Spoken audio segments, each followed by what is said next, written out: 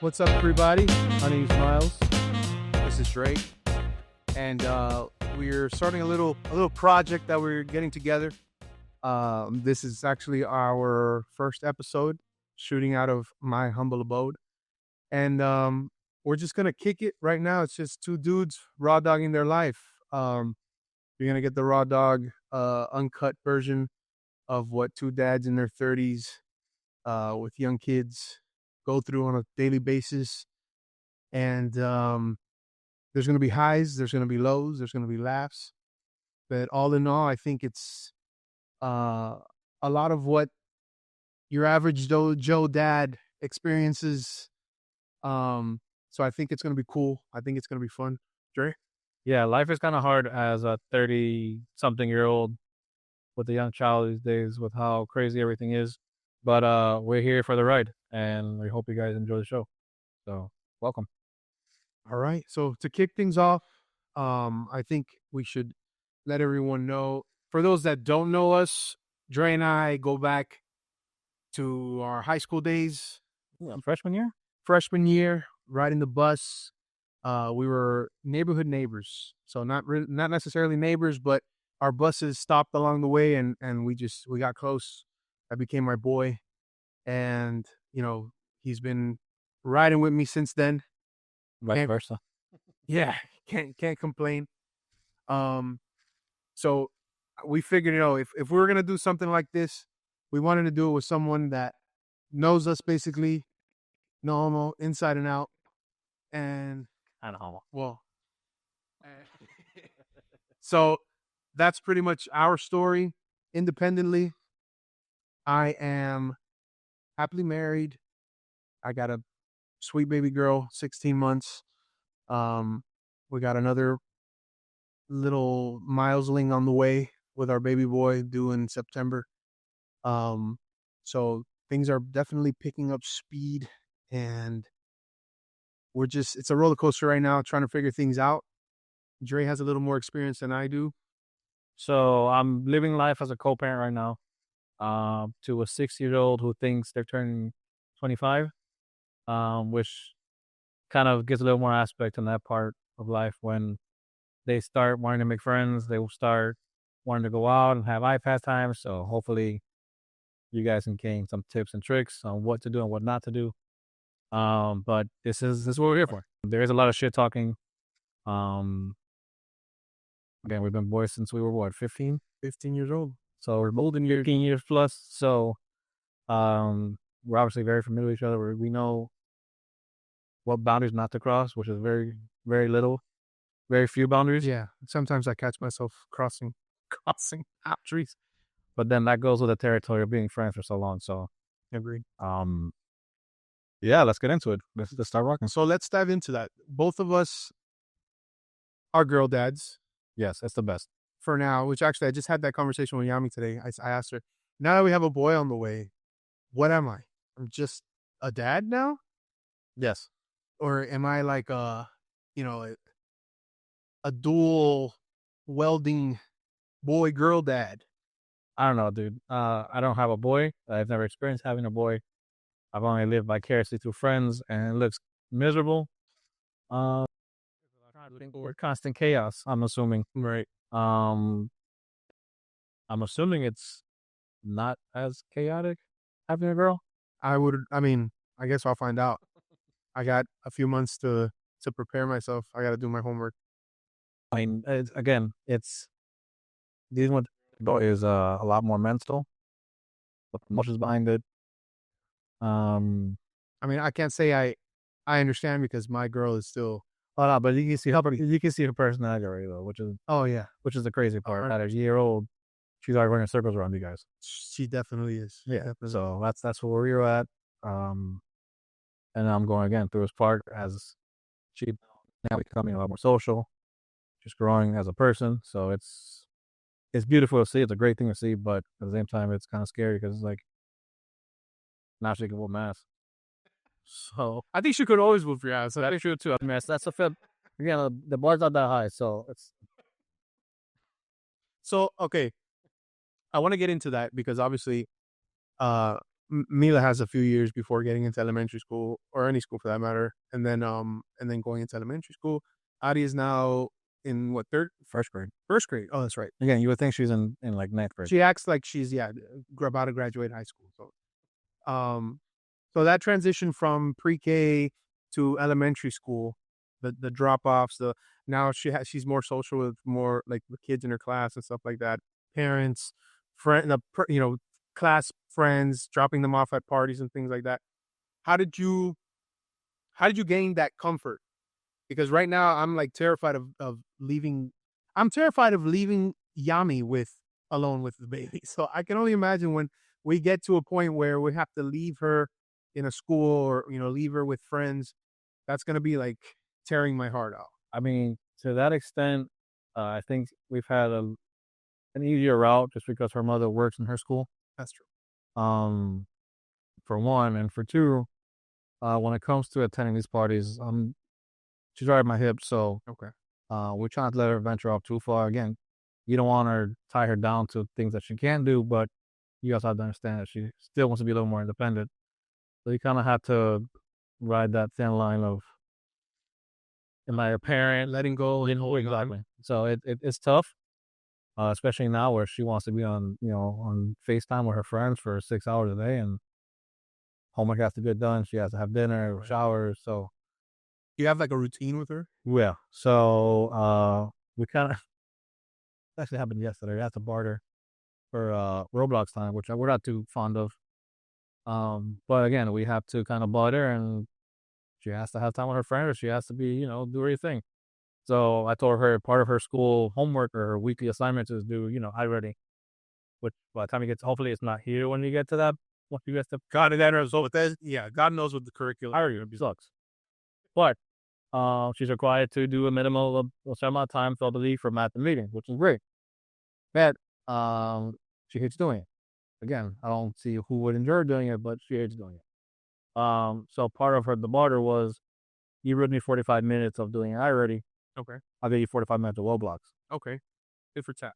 So it's either money or time with her. So that's the only thing that works for her. That works for me too. Well, no people it does, but She's got you figured out. oh, dude, she has me down. Anyways, but she bought it in 45 minutes, and I was cooking some Ecuadorian food yesterday. One of the typical dishes or whatever, and it's for those who don't know it, we like a lot of we don't let food go to waste. Right. So essentially, what happens is you have some not normal food for other Hispanic or Latin countries and stuff. So for us, Bull balls. close, but not really. We had tripe. Okay. I've never made it before. Explain to people who don't know what tripe Earl, is. they might not want to try it. So I'm not gonna tell them what it is. I mean, I tried it. Yeah, but because you're a friend of mine, Yeah. I think. And people say that I'm willing to eat anything. So I mean, you said that. to touch on that, we can continue. We'll say that for later fun. Anyways, so for those who don't know what that is, tripe. Well, this dish is essentially made of tripe, which is the inner laying of a cow's stomach. Delicious. It's the best. Little honeycomb, little vibe going on. And then that's cooked like in a potato stew situation. Yeah, potatoes, peanut butter. And it's a party. A little bit of hot sauce. Ooh, it's a spot. It's a party. It's a Okay, so it's a very nostalgic dish.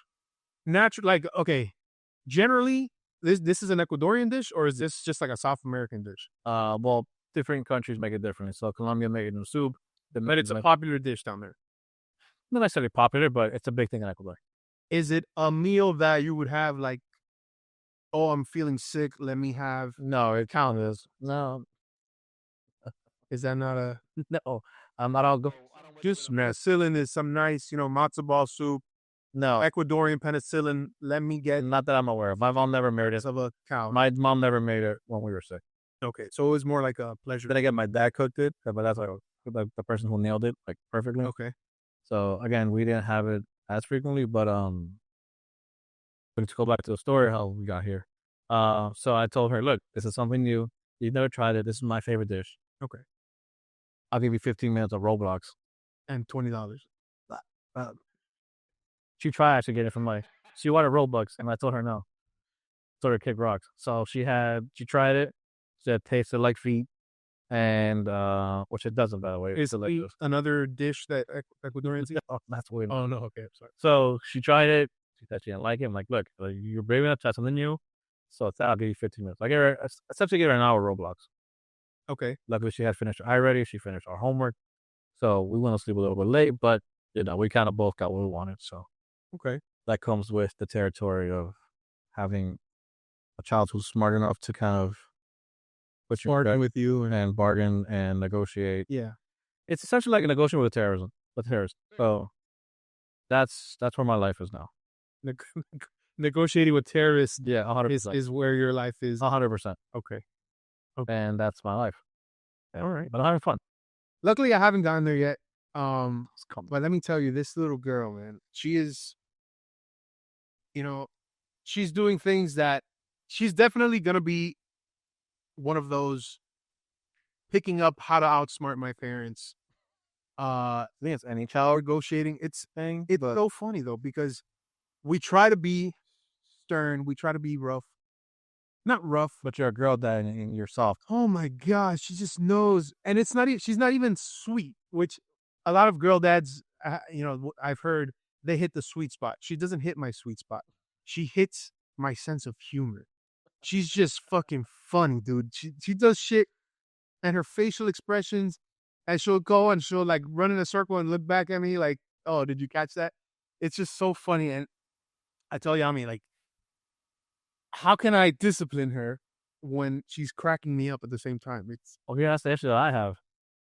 My daughter has my sense of humor. She's very sarcastic. She's very witty. Then she has her mother's attitude. So it's like a recipe for disaster.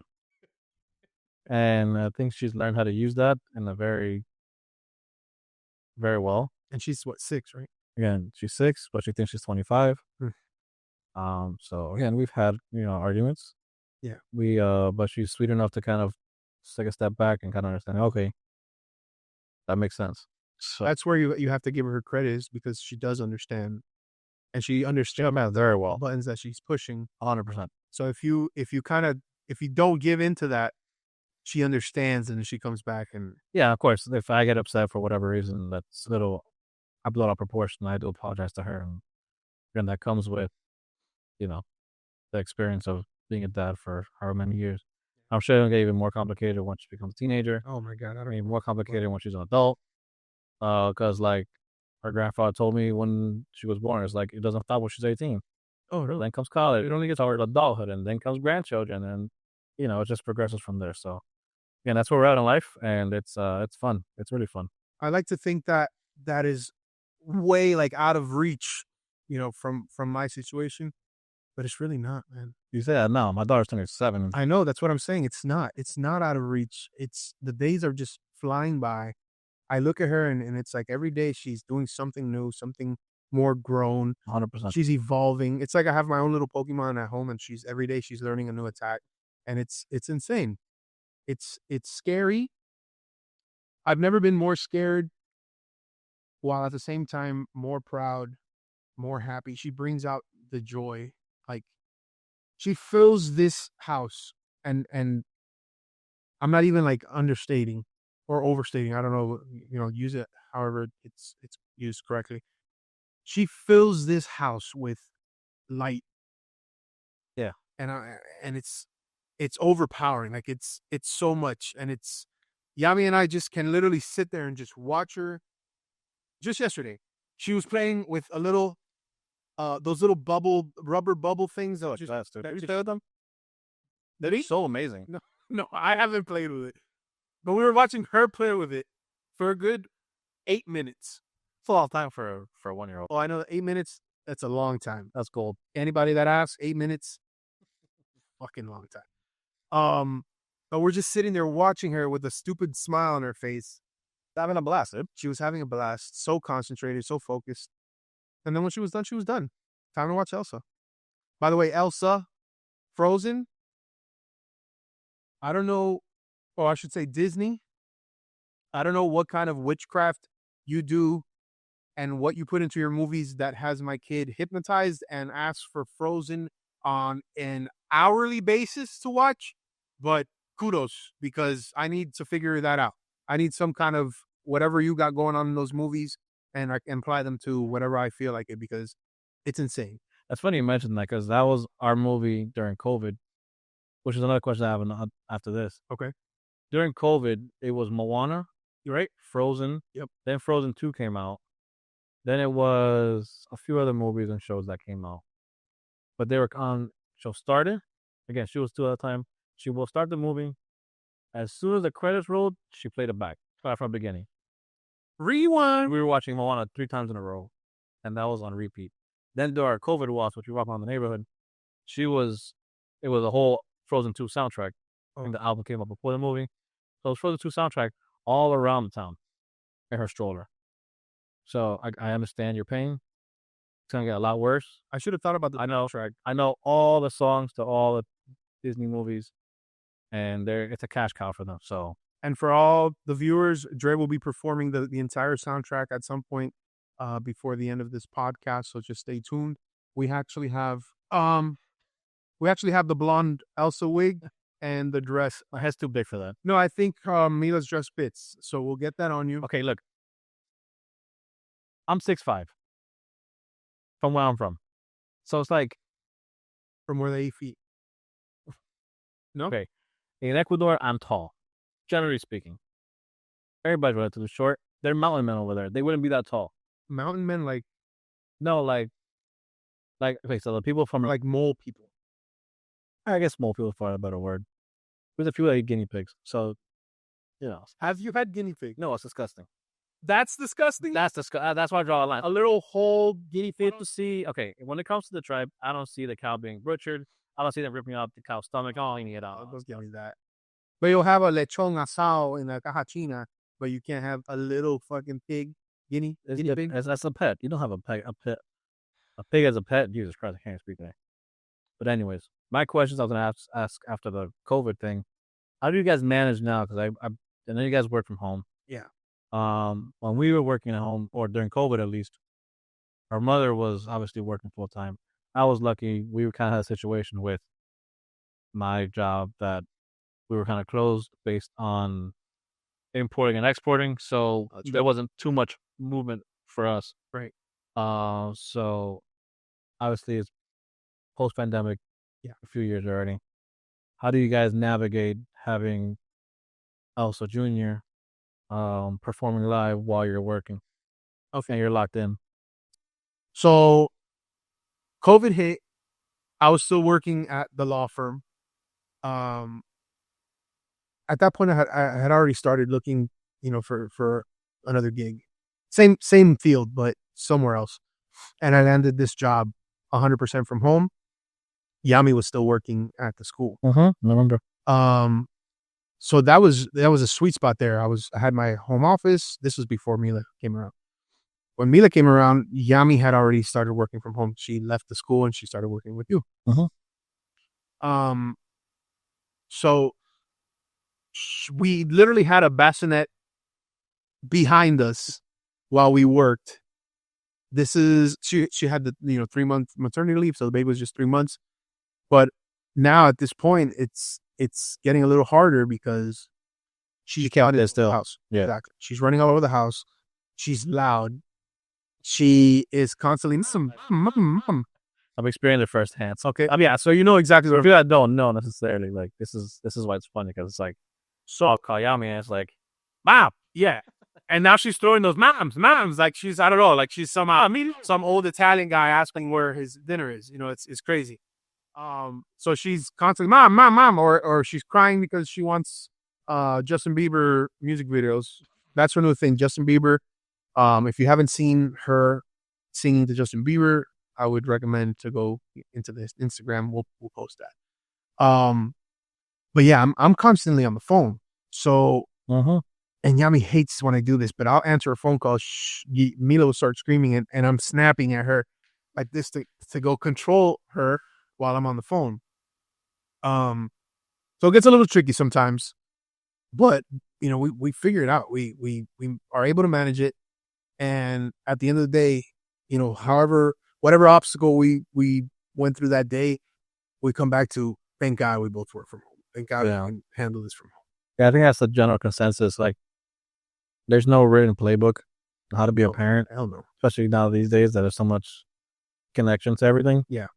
A lot of it's just freestyling, and I'm sure my parents had the same thing when they were raising us. Right. A lot of it's freestyling. Oh yeah. And it's kind of like, all right, well, okay, we'll figure it out along the way. So, And it's funny you say you bring up our parents because, similar to, us being in our situation, you being in your situation, I was raised by a single mom. My dad was always around, but I was raised, primarily by a single mom. You had your parents. I had too many people in my house. You had way too many people here. You bring that up. It was like a church, so it was constantly a revolving door. The barn door was open. I get it from my mom's perspective. She got help when she got here in the early 90s or late 80s. My brother was born, my brother was little. So, extended family was offering support, strollers, whatever the case was. That's awesome. They brought everything for her. So, the fact that she wants to kind of reciprocate that, 100% agree. But I see that. when you want quiet, it's never there. Right. So, then again, I did have the luxury of spending time with my grandparents, both sides of my grandparents before, most of them passed. Cousins that I didn't even know they were related to me. So, again, my house was the party house. And as we go through the podcast and we go through different episodes, we hear more about these parties and how chaotic they were. I think we threw the best parties in my house. I have to agree. We'll save that for a different day. But Dre's house, and I'm sorry, Maria, I don't know if you knew this or not. Shouldn't you? Should get home and there's 12 black bags of bits. Why is there a tower of natural ice in the backyard? Our party were routed, but again, they were fun. Nobody got hurt. I think one part got hurt. I'd have to say that the parties at your house were probably the highlight of that era for me. Yeah. They were so fun, pure fun. Like, it wasn't even, sometimes it got a little gritty, but it was just fun. And I'm happy that we got to experience that. Real quick, one story. This will kind of tell you the kind of parties that we had. One Halloween, I thought it was a good idea to be Jesus. I do not recommend that at all. And I'll look directly into the camera. I'll tell you that is a stupid idea. Okay. I thought it would be a good idea. I don't honestly remember half the party. What I remember is, it was a handle of Black Label or Catherine Morgan or what it was. There was a handle of some sort of brown liquor. Disgusting. Don't know what it was. Don't remember. As Jesus, I had to host a party and bless the bottle, and I was offering to people. But as people would decline, I was like, fuck you. Boom, I'll take a swig. Every time somebody would decline the shot, Jesus would take the shot. And if Jesus would die for their sin. If they accepted, I was also taking a shot as well.